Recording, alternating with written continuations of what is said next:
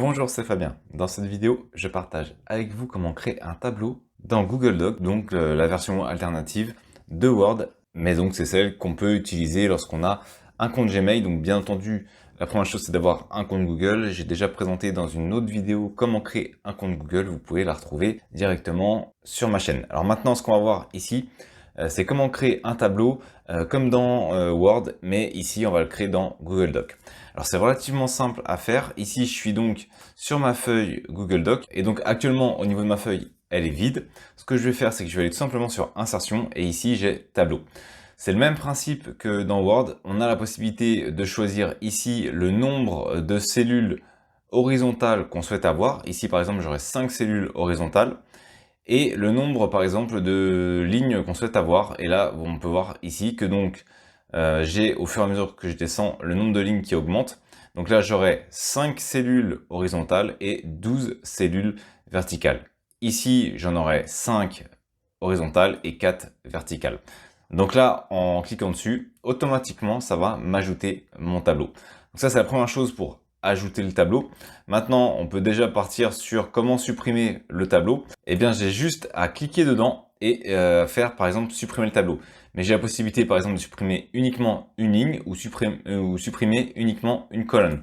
Si par exemple, imaginons que je souhaite supprimer une colonne, actuellement j'en ai 5, je vais faire supprimer ici la colonne et je vais me retrouver avec 4 colonnes.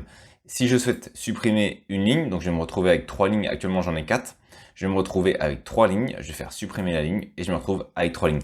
Ce qui est bien, c'est que si on se trompe, eh bien, on peut comme ça ajuster le tableau en fonction de nos besoins. Si par exemple ici je fais supprimer le tableau, donc là je vais supprimer complètement le tableau, mon tableau a disparu, maintenant je vais retourner dessus, je vais faire tableau, on va dire que je vais me tromper au moment où j'insère mon tableau, finalement j'insère que 3 cellules horizontales et j'oublie par exemple les cellules verticales, donc j'oublie d'ajouter des lignes, eh bien je peux le faire tout à fait par la suite. Imaginons que j'ai besoin de 5 cellules horizontales comme tout à l'heure.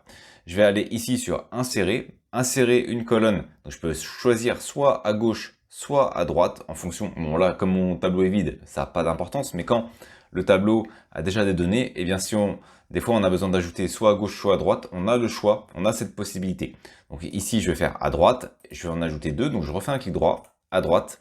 Et j'aurais pu faire plus simple, j'aurais pu sélectionner 2 cellules et faire un clic droit et il m'aurait proposé d'ajouter 2 colonnes directement. Plutôt que de le faire un par un, j'avais la possibilité de le faire 2 par 2. Si je sélectionne 5 colonnes, il va me proposer d'en ajouter 5 d'un coup.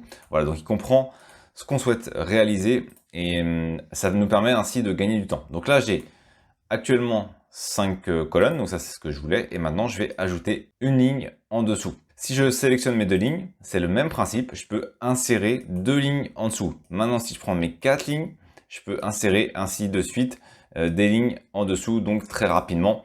On va faire quelque chose, on va ajouter plusieurs lignes.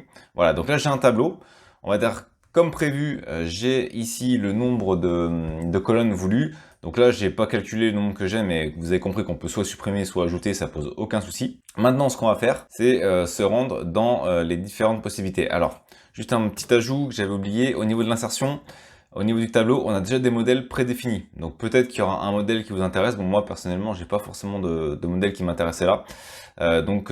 Généralement, on va plutôt créer nous-mêmes le modèle comme je suis en train de le faire. Donc, on va utiliser la première ligne pour justement créer l'entête du tableau. Donc, j'ai sélectionné cette première ligne. Et ici, on a les différentes options, comme pour n'importe quel traitement de texte au final, du tableau. Donc par exemple, si je modifie ici la couleur d'arrière-plan, eh bien ça modifie automatiquement la couleur d'arrière-plan. Maintenant, si je resélectionne mon tableau et que je vais sur option du tableau, si je vais sur couleur, on peut voir que ça a basculé ici la couleur d'arrière-plan. Je peux modifier la couleur ici des bordures. Je peux bien entendu faire grossir les bordures. On a entre guillemets donc les paramètres classiques qu'on va avoir par exemple avec Word ou d'autres logiciels. On a également l'alignement, par exemple l'alignement dans la cellule, donc on va par exemple positionner au milieu, ça c'est bien l'alignement vertical, et l'alignement au niveau horizontal. Si par exemple ici j'indique test, on peut voir que c'est à gauche. Si je souhaite faire l'alignement au milieu, eh bien je vais utiliser en réalité les fameux paramètres qu'on retrouve ici, donc l'alignement notamment, et je vais le positionner au centre. Pareil, si je souhaite modifier la couleur, eh bien, je peux modifier la couleur ici en rouge. Il aura fallu que je sélectionne. Voilà. Donc, on a tous les paramètres classiques de traitement de texte et bien entendu, on peut ajuster en fonction de ce qu'on souhaite faire. Donc là, on a les différentes propriétés du tableau. Donc on peut choisir la hauteur de ligne. Je pourrais très bien augmenter la hauteur de ligne. On voit tout de suite que ça fait grossir au niveau de cette ligne. Donc il faut sélectionner ce qu'on souhaite faire grossir ou non. Au niveau des lignes, au niveau des entêtes. C'est-à-dire que là, j'ai sélectionné une seule cellule, mais il aurait fallu que je sélectionne tout le tableau pour avoir plus d'éléments qui soient impactés par la modification de la propriété. Pareil pour la largeur des colonnes, je pense que vous avez compris le principe maintenant. Et ce qu'on peut faire, eh bien, on pourrait par exemple ajouter ici un nom au niveau de l'entête. On va indiquer par exemple client. Et comme on peut voir, il n'y a rien qui apparaît. Pourquoi? Tout simplement parce que client était en noir sur une cellule que j'ai passée en noir. Donc je vais tout simplement ici modifier en blanc et je récupère bien mon client en blanc. Ensuite, on va ajouter département. Voilà, on va ensuite, hop, je vais tout passer en blanc, ça va être plus rapide, je pense. Voilà, puis ensuite, on va ajouter ancienneté. Puis on va indiquer chiffre d'affaires N-1, donc le chiffre d'affaires de l'année dernière. Et on va dire par exemple celui de cette année. Voilà, donc ici, hop, je vais tout sélectionner, je vais repasser au milieu. Et donc on pourrait avoir un tableau par exemple où on aurait ici client 1, département, on va dire 75, ancienneté 1 an, et puis chiffre d'affaires l'année dernière, je sais pas, 10 000, et puis chiffre d'affaires de cette année, il y a une vraie progression, 15 000. Là, j'ai fait entrer, on peut voir que ça fait, hop, ça permet de sauter des lignes directement dans la cellule, donc ça, c'est quelque chose qu'on peut également faire. Hop, je vais tout sélectionner, et après, comme je vous ai expliqué tout à l'heure, on a la possibilité de faire les mises en forme. Là, donc, j'ai choisi uniquement cette ligne, mais le problème, c'est que si je vais à la ligne d'après, encore une fois, on va se retrouver à gauche.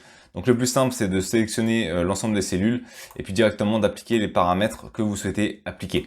Ça va vous permettre ainsi de gagner du temps. Et au fur et à mesure, comme ça, vous allez pouvoir donc ajouter des éléments. Autre chose qui est intéressant, par exemple, là, on va prendre un client 2, hop. Autre chose qu'on peut faire qui est intéressant, donc on a le clic droit avec la souris, comme je l'ai fait tout à l'heure, eh bien, on peut fusionner des cellules. Par exemple, ici, j'ai un client, finalement, on n'aurait pas de chiffre d'affaires sur l'année dernière, on souhaiterait lui attribuer un chiffre d'affaires global, eh bien, je pourrais indiquer 20 000 et j'ai fusionné les cellules. Donc là, j'ai fusionné de manière horizontale, mais on peut le faire, bien entendu, également de manière verticale. Ça pose pas de problème non plus. Voilà, donc globalement, comment on peut créer un tableau. Je pense que vous avez compris maintenant, au niveau de l'insertion, c'est pas grave si on se trompe, on peut faire les modifications à la suite.